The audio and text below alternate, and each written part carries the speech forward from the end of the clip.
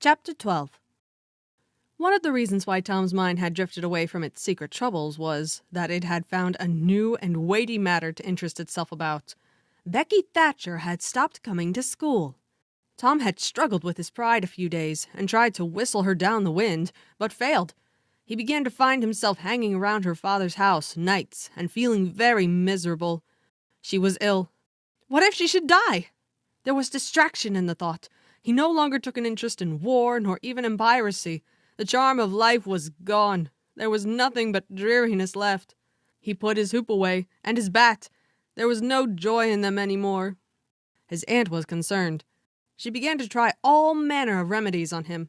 She was one of those people who were infatuated with patent medicines and all newfangled methods of producing health or mending it.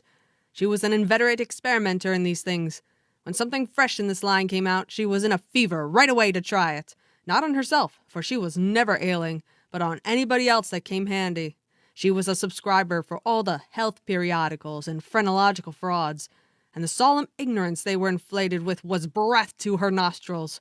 All the rot they contained about ventilation and how to go to bed and how to get up and what to eat and what to drink and how much exercise to take and what frame of mind to keep oneself in and what sort of clothing to wear was all gospel to her, and she never observed that her health journals of the current month customarily upset everything they had recommended the month before. She was as simple-hearted and honest as the day was long, and so she was an easy victim. She gathered together her quack periodicals and her quack medicines, and thus armed with death, went about on her pale horse, metaphorically speaking, with hell following after. But she never suspected that she was not an angel of healing and the balm of Gilead in disguise to the suffering neighbors. The water treatment was new now, and Tom's low condition was a windfall to her. She had him out at daylight every morning, stood him up in the woodshed, and drowned him with a deluge of cold water. And then she scrubbed him down with a towel like a file, and so brought him to. Then she rolled him up in a wet sheet and put him away under the blankets till she sweated his soul clean, and the yellow stains of it came through his pores, as Tom said. Yet notwithstanding all this, the boy grew more and more melancholy and pale and dejected. She added hot baths, sitz baths, shower baths, and plunges. The boy remained as dismal as a hearse. She began to assist the water with a slim oatmeal diet and blister plasters. She calculated his capacity as she would a jug's, and filled him up every day with quack cure-alls. Tom had become indifferent to persecution by this time. This phase filled the old lady's heart with consternation. This indifference must be broken up at any cost. Now she heard of painkiller for the first time. She ordered a lot at once. She tasted it and was filled with gratitude. It was simply fire in a liquid form. She dropped the water treatment and everything else and pinned her faith to painkiller. She gave Tom a teaspoonful and watched with the deepest anxiety for the result. Her troubles were instantly at rest, her soul at peace again, for the indifference was broken up. The boy could not have shown a wilder, heartier interest if she had built a fire under him. Tom felt that it was time to wake up. This sort of life might be romantic enough in his blighted condition, but it was getting to have too little sentiment and too much distracting variety about it. So he thought over various plans for relief, and finally hit upon that of professing to be fond of painkiller. He asked for it so often that he became a nuisance, and his aunt ended by telling him to help himself and quit bothering her. If it had been Sid, she would have had no misgivings to alloy her delight. But since it was Tom, she watched the bottle clandestinely. She found that the medicine did really diminish, but it did not occur to her that the boy was mending the health of a crack in the sitting-room floor with it.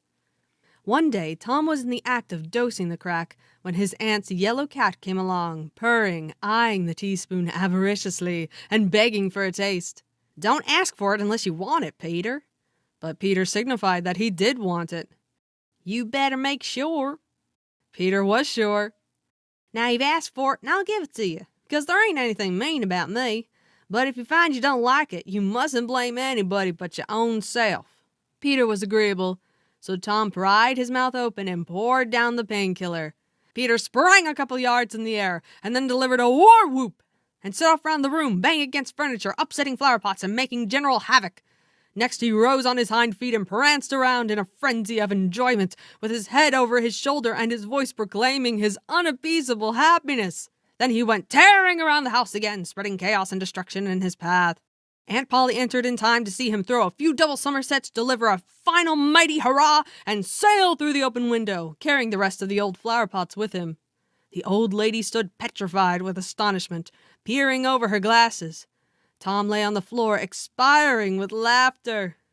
Tom, what on earth ails that cat? I don't know, Aunt, gasped the boy. Why, I never see anything like it. What did make him act so? Dude, I don't know, Aunt Polly. Cats always act so when they're having a good time. They do they? There was something in the tone that made Tom apprehensive.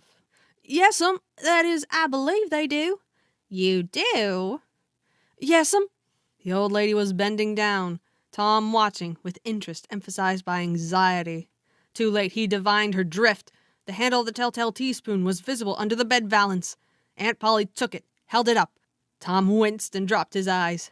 Aunt Polly raised him by the usual handle, his ear, and cracked his head soundly with her thimble. Now, sir, what did you want to treat that poor dumb beast so for? I done it out of pity for him, because he hadn't any, Aunt. Hadn't any, Aunt, you numbskull. What has that got to do with it? Heaps! 'Cause if he'd had one, she'd have burned him out herself. She'd roasted his bowels out of him without any more than feeling than if he was a human. Aunt Polly felt a sudden pang of remorse. This was putting the thing in a new light. What was cruelty to a cat might be cruelty to a boy, too. She began to soften. She felt sorry. Her eyes wandered a little, and she put her hand on Tom's head and said gently, I was meaning for the best, Tom. And Tom, it did do you good. Tom looked up in her face with just a perceptible twinkle peeping through his gravity.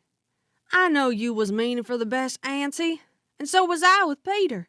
It done him good, too. I never see him get around so since... Oh, go along with you, Tom, before you aggravate me again. And you try and see if you can't be a good boy for once, and you needn't take any more medicine. Tom reached school ahead of time. It was noticed that this strange thing had been occurring every day latterly, and now, as usual of late, he hung about the gate of the schoolyard instead of playing with his comrades. He was sick, he said, and he looked it. He tried to seem to be looking everywhere, but whither he was really looking, down the road. Presently, Jeff Thatcher hove in sight, and Tom's face lighted. He gazed a moment, and then turned sorrowfully away. When Jeff arrived, Tom accosted him, and led up warily to opportunities for remark about Becky, but the giddy lad never could see the bait. Tom watched and watched, hoping whenever a frisking frock came in sight, and hating the owner of it as soon as he saw she was not the right one. At last, Frock ceased to appear, and he dropped hopelessly into the dumps. He entered the empty schoolhouse and sat down to suffer. Then one more Frock passed in at the gate, and Tom's heart gave a great bound. The next instant he was out and going on like an Indian, yelling, laughing, chasing boys, jumping over the fence at the risk of life and limb, throwing handsprings, standing on his head, doing all the heroic things he could conceive of, and keeping a furtive eye out, all the while to see if Becky Thatcher was noticing. But she seemed to be unconscious of it all. She never looked. Could it be possible that she was not aware that he was there? He carried his exploits to her immediate vicinity, came war-whooping around, snatched the boy's cap, hurled it to the roof of the schoolhouse, broke through a group of boys, tumbling them in every direction, and fell sprawling himself under Becky's nose, almost upsetting her. And she turned, with her nose in the air, and he heard her say, Humph, some people think they're mighty smart, always showing off. Tom's cheeks burned. He gathered himself up and sneaked off, crushed and crestfallen.